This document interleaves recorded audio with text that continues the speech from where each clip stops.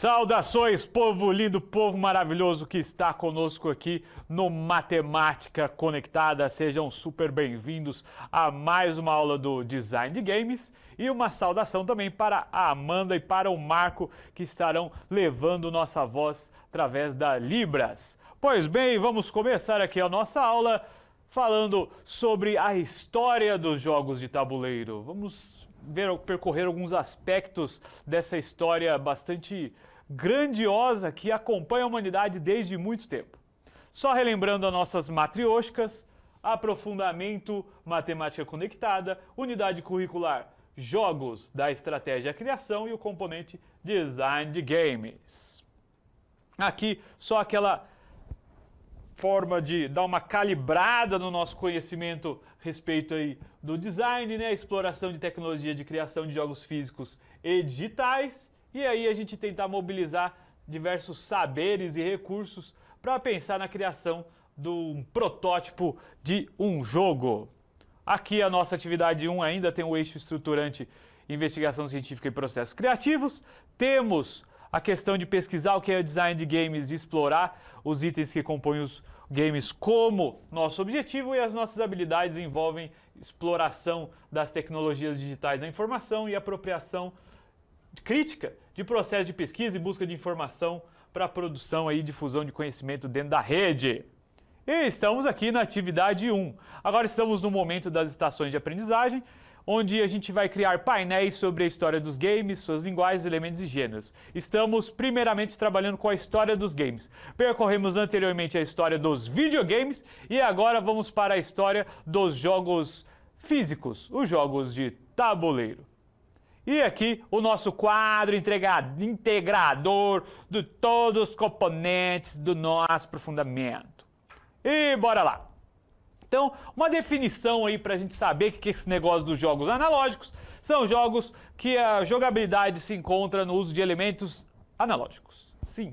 Então a gente tem, sei lá, dado, tem carta, tabuleiro, peça de plástico, peça de madeira, peça de resina e sei lá mais o que você quiser usar, que pode ser transformada em um joguinho aí de tabuleiro. Pois bem, na imagem que está na tela para vocês, olha só que coisa interessante, cara.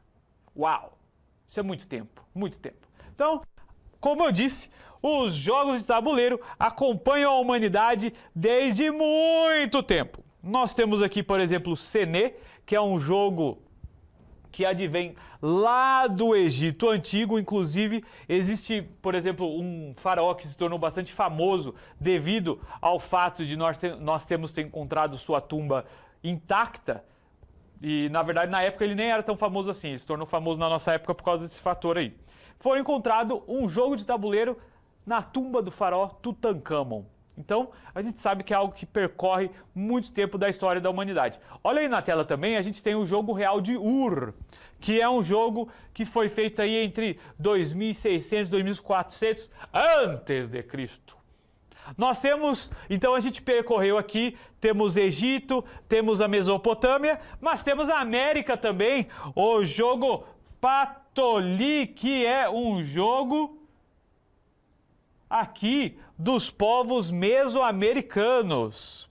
No caso, nós temos uma ilustração. Se você reparar bem, ele lembra um pouco o Ludo, que é um jogo assim bastante conhecido, bastante clássico dentro dos jogos de tabuleiro. Nós temos o Liubo, agora indo lá para a Ásia, mais precisamente na região da China, e nós temos a Mancala, que é um jogo africano. Então, os jogos eles têm bastante tempo e eles percorreram todos os continentes. Faltou a Europa, mas tem o Nefertafel, que é como se fosse a gente chama de xadrez viking. Pois é, vamos dar uma olhada aqui agora nos jogos assim, os jogos que a gente chama de pré-modernos. Então a gente tem o Ludo, que a gente já mencionou. É uma versão do jogo indiano chamado Parcheesi. Ele tem um tabuleiro com o formato de uma cruz, são 48 casas, e o objetivo, o que é? Fazer o seu peão dar toda a volta no tabuleiro e depois entrar nessa casinha e vir parar no centro.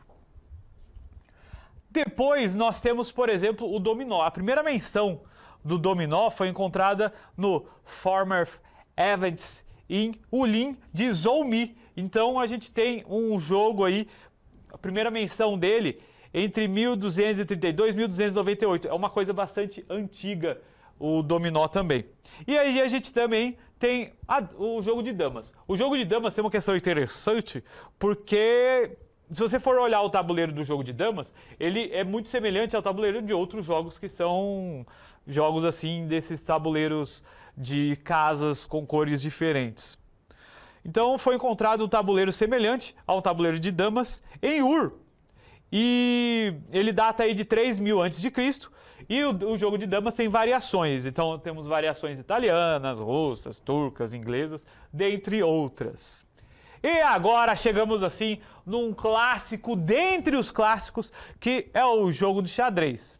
A forma atual surgiu no sudoeste da Europa durante a Renascença, lá no século XV. Mas nós temos indícios que apontam a criação do jogo também na Índia, no século VI, chamado Chaturanga. E aqui nós temos uma ilustração de 1896 com árabes jogando xadrez. Então, foi um jogo que se difundiu em diferentes regiões do mundo. Vai da Índia, passa pelo mundo árabe e chega até a Europa.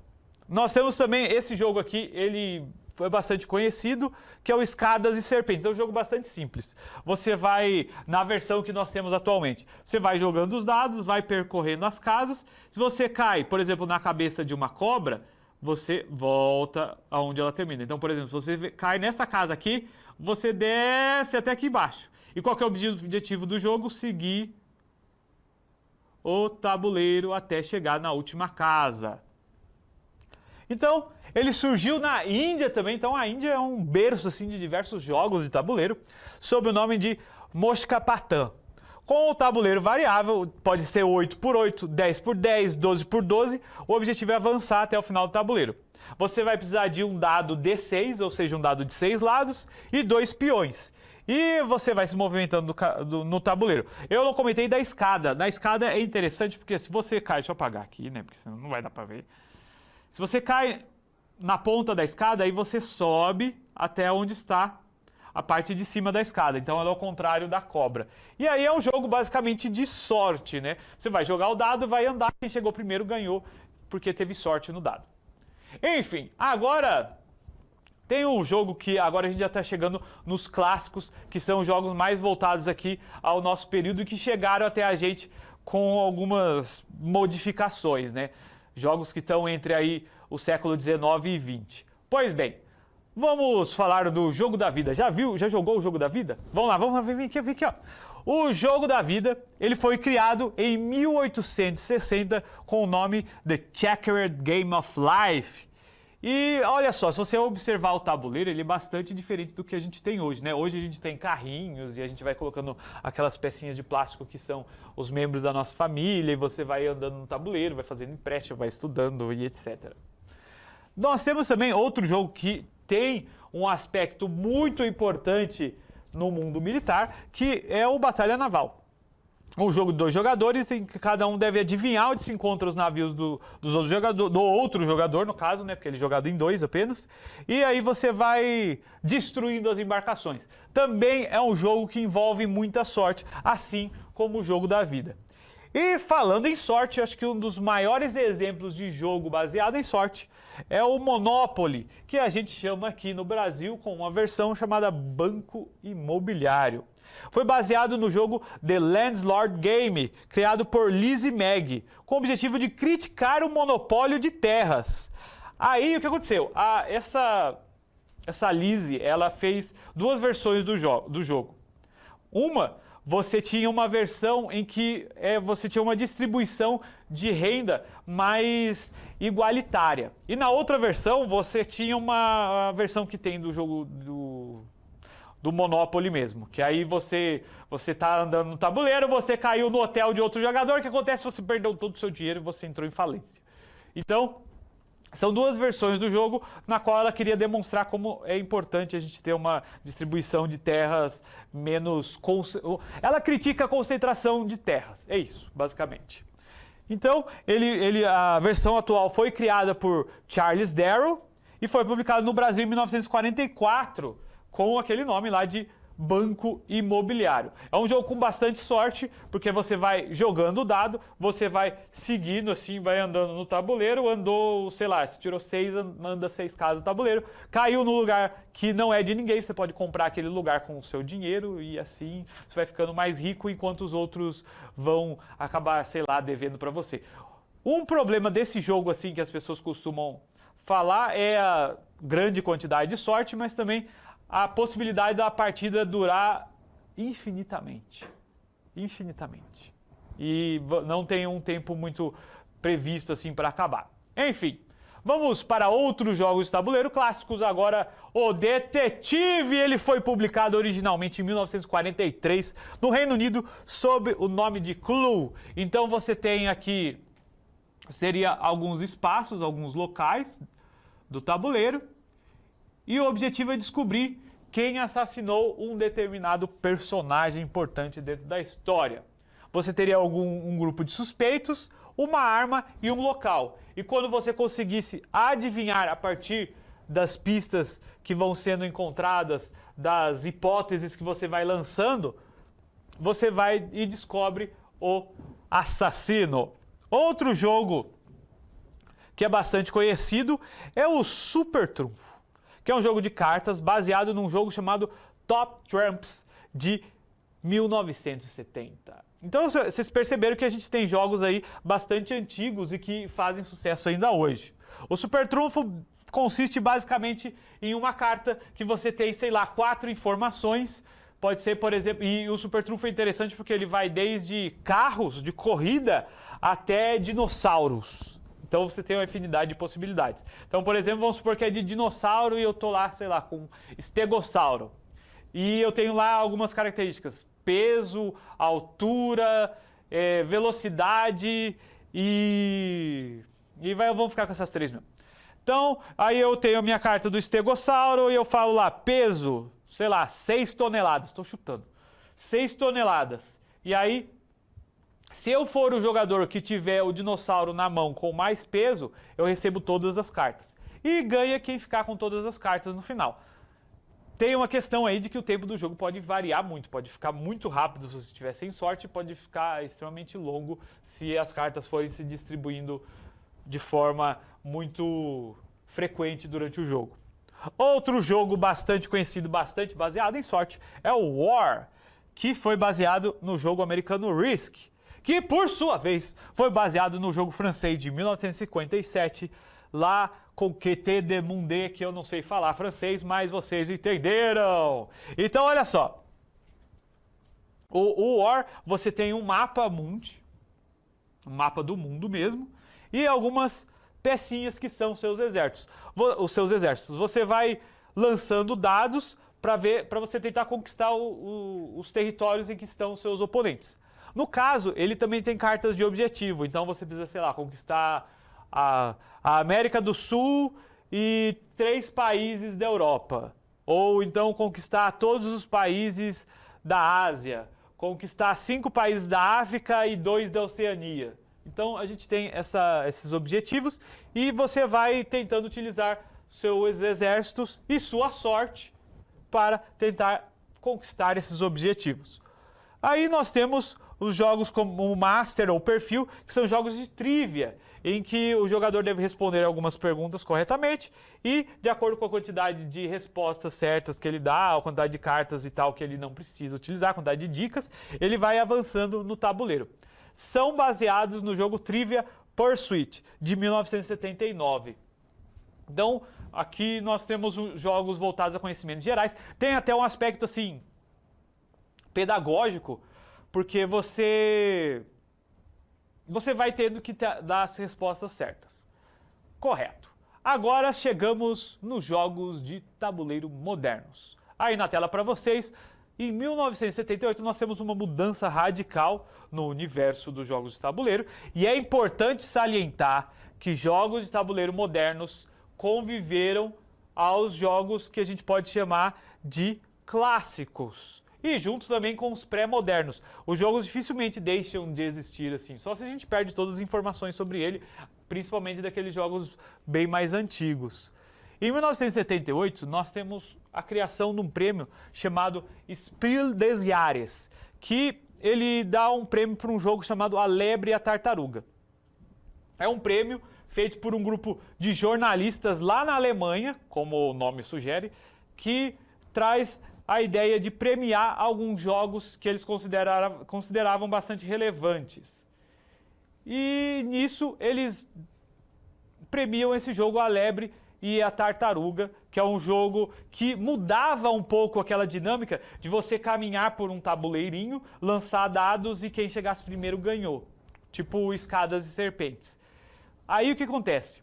Nesse jogo você tem um elemento de estratégia, porque você vai andar não a quantidade de passos que você tirou no dado. Você vai andar uma determinada quantidade de acordo com a sua escolha. Você tem algumas cenourinhas e de acordo com a quantidade de cenourinhas que você vai utilizando, você vai andando nesse tabuleiro. Então isso cria um elemento muito mais estratégico e você fica menos dependente da sorte. E quais seriam os critérios do Spiel des Jahres para conseguir premiar esse jogo? Pois bem, vamos lá. O júri não poderia ter trabalhado na indústria de jogos, até porque isso ia ser uma coisa meio marmelada. E aí, também, somente jogos publicados na Alemanha poderiam concorrer. Isso cria a ideia porque eles estavam querendo incentivar as pessoas a adquirirem os jogos, a entrarem em contato com esses jogos. Então, fica muito mais fácil você atingir seu objetivo se os jogos forem publicados na Alemanha.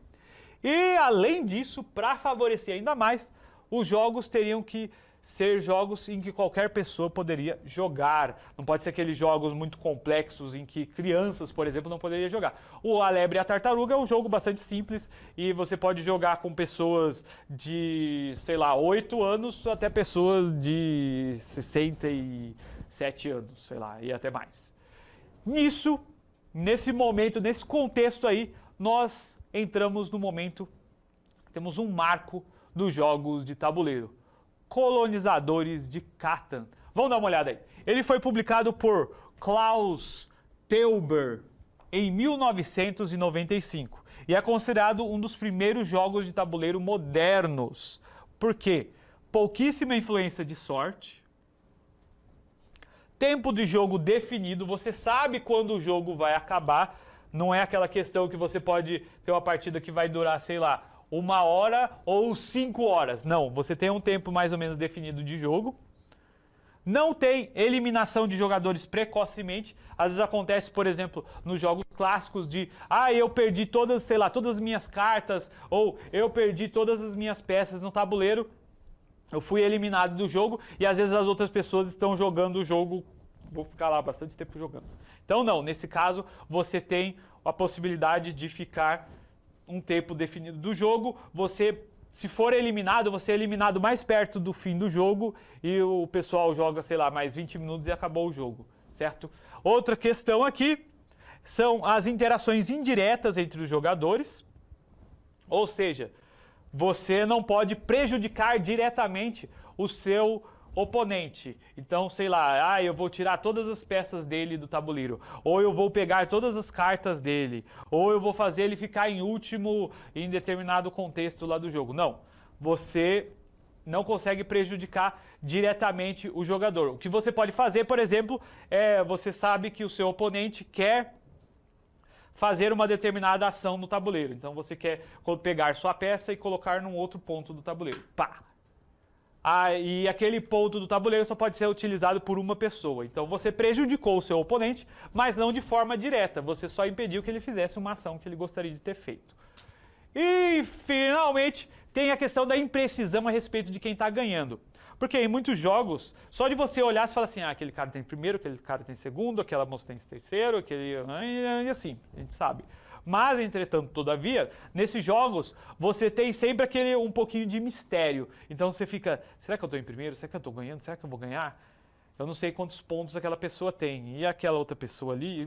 E agora? Então você tem essa imprecisão a respeito de que está ganhando. E isso cria uma maior motivação a você continuar o jogo. Porque dependendo do contexto que você está jogando, você sabe que você está em último, você fala assim, para que eu vou continuar nesse negócio aqui? Nesse tipo de jogo tabuleiro moderno, você tem essa indefinição que vai perdurar muito provavelmente até o final da partida.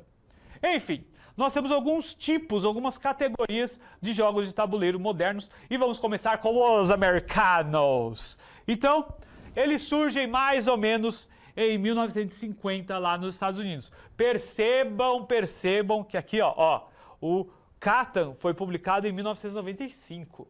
Então, a gente tem meio que essa mistura, essa transição. Isso acontece até se você for estudar história mesmo, o componente curricular. Você vai perceber que, por exemplo, a gente comentou o Renascimento. Não é um negócio assim, chegou o século XV e pá, Renascimento aconteceu.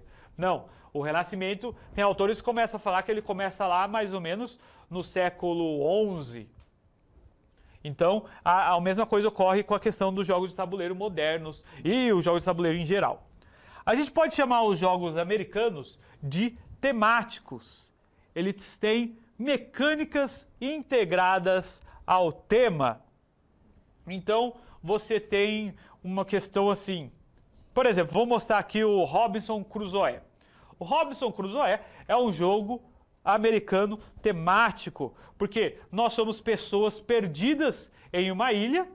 E aí nós temos que, por exemplo, realizar ações para conseguir comida, nós temos que conseguir abrigo, nós temos que conseguir, por exemplo, calor, não podemos... Nós temos a questão de, meu Deus, vai chover, a gente tem que se proteger da chuva.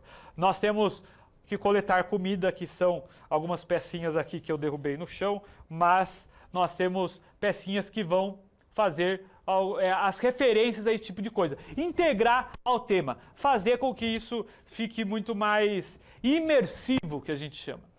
Nós temos também, olha só que coisa bonita, nós temos cartinhas. As cartinhas representam algumas tecnologias que a gente vai desenvolvendo. Por exemplo, nós podemos desenvolver o fogo, nós podemos desenvolver barragem, corda e coisas que a gente vai coletando e criando ao longo da nossa jornada nessa ilha. Enquanto, por exemplo, em determinadas missões nós precisamos esperar o resgate.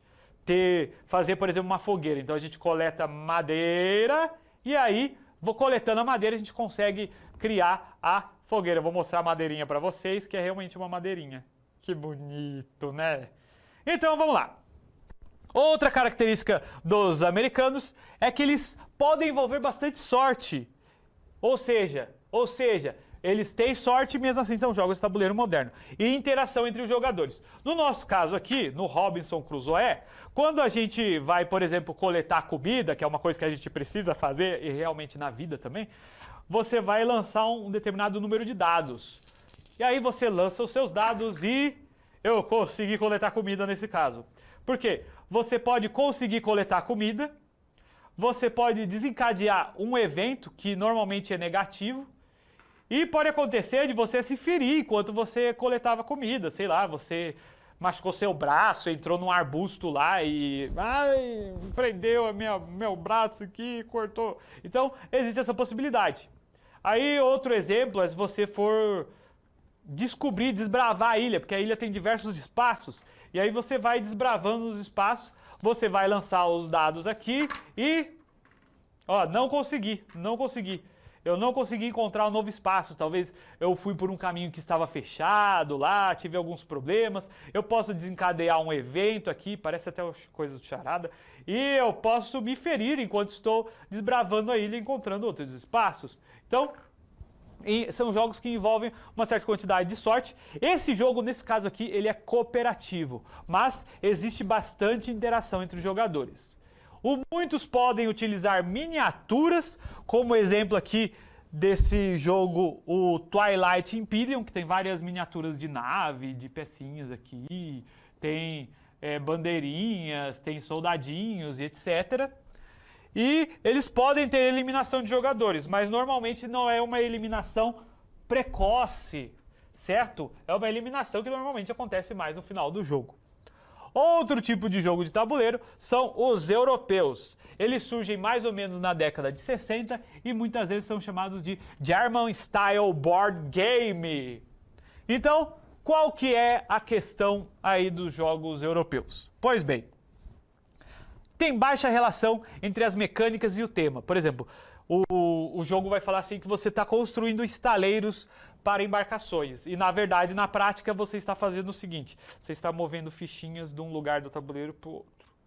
construir um estaleiro aqui. Vou construir outro aqui, ó. Vou pegar essa pecinha e pôr aqui. Então, eles têm baixa interação entre o tema e as jogadas que você está realizando.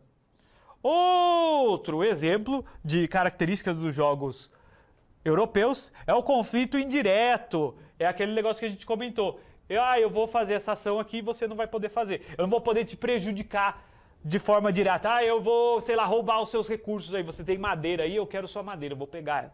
Dificilmente num jogo europeu você vai ter esse tipo de característica. Nós temos também o tempo de jogo definido. No caso, por exemplo, do Robinson Crusoe, ele também tem isso, mesmo sendo um jogo americano. O foco é a estratégia.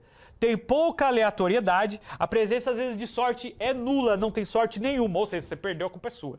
E ainda não costumam ter eliminação de jogadores. Você tá perdendo, mas você continua na partida até o final. E muitas vezes você nem sabe que você está perdendo, você descobre só quando acontece. Nós temos também outros tipos de jogos como os RPGs de mesa, que tem a narrativa do jogo vai sendo construído com auxílio de miniaturas em mapa. Então você vai movendo seus aventureiros num mapa que tem um gradeado, né? E aí você vai cumprindo determinados objetivos, vai tendo o mestre fazendo a narração do jogo e etc. As coisas vão acontecendo. Nós temos também outros elementos de jogos assim que são mais casuais. São os jogos familiares e os festivos. Os jogos familiares são bastante simples, têm regras bastante enxutas e são feitos aí para todas as idades e as partidas costumam ser mais curtas, no máximo, sei lá, 1 hora e meia você já jogou, mas geralmente eles vão tentar girar em torno assim de coisa de 30 minutos você conseguiu jogar uma partida com as pessoas e aí você pode jogar várias partidas seguidamente. E tem os jogos festivos que muitas vezes acabam estando dentro dos jogos familiares, que são jogos simples, caracterizados por um caráter mais lúdico ou cômico. Não necessariamente você está lá para tentar ganhar mesmo, às vezes você está lá para jogar e dar risada com os seus amigos. E nós temos outro tipo de jogo, que são os jogos de guerra, os War Games. Muitas vezes tentam simular, às vezes, batalhas reais que realmente aconteceram na história da humanidade. Ou mesmo uma guerra inteira por meio de mapas, fichas, cartas e soldadinhos. Normalmente, eles usam essas fichinhas mais ou menos nesse estilo aqui. Isso aqui, por exemplo, representa um barco, isso aqui representa um tanque de guerra, isso aqui representa uma quantidade de tropas, e aí você tem os portos para recrutar mais barcos e etc. Então, são jogos bastante estratégicos. Normalmente envolvem 2 jogadores, porque aí você tem, por exemplo, 2 lados dentro de determinados conflitos. Nós temos, às vezes, alguns aspectos que vão... Por exemplo, tem um jogo chamado Twilight Struggle, que ele simula a Guerra Fria. Então, nesse jogo, você não tem o conflito tão direto. Você vai espalhando sua influência por determinadas regiões do mundo. Esses mapas desses jogos de tabuleiro podem ser o mapa mundo mesmo, no caso, por exemplo, sei lá, da Guerra Fria, que envolveu o mundo inteiro, da Segunda Guerra Mundial e etc. Ou então, questões mais regionais, caso você queira, sei lá, simular a Batalha do Waterloo de Napoleão. E aqui vão alguns exemplos de designers de jogos. Eu gostaria de começar citando um que eu esqueci de colocar aqui na lista, que é o Uwe Rosenberg, que escreveu e criou os jogos chamado Agrícola, Hansa Teutônica, dentre outros, que são alguns dos seus maiores sucessos. Temos o Vlada Kvatil, que lançou, por exemplo, Through the Ages, Mage Knight. Nós temos o Vital Lacerda, que é um designer português. Nós temos o Stefan Feld, o Bruno Catala, o Martin Wallace, o Reiner Knizia. Temos o Eric Lang e temos a Elizabeth Hargrave, então representando aí as mulheres. Elas ainda não estão tão inseridas nesse mundo, mas a gente acredita que daqui para frente a gente vai ter muito mais designers femininas, inclusive pode ser uma de vocês aí que está acompanhando. Então, nós vimos o básico sobre o game design voltado aos jogos de tabuleiro. E o que vem por aí, vamos adentrar nas linguagens que envolvem os jogos. De atividade, o que a gente deixa para você? Pesquisa sobre alguns dos designs que a gente apresentou e tenta relacionar suas características agrupando em alguns grupos. Porque vai ser uma forma de você adentrar um pouco nesse universo dos jogos de tabuleiro. Então, muito obrigado a todos que ficaram conosco e até a próxima!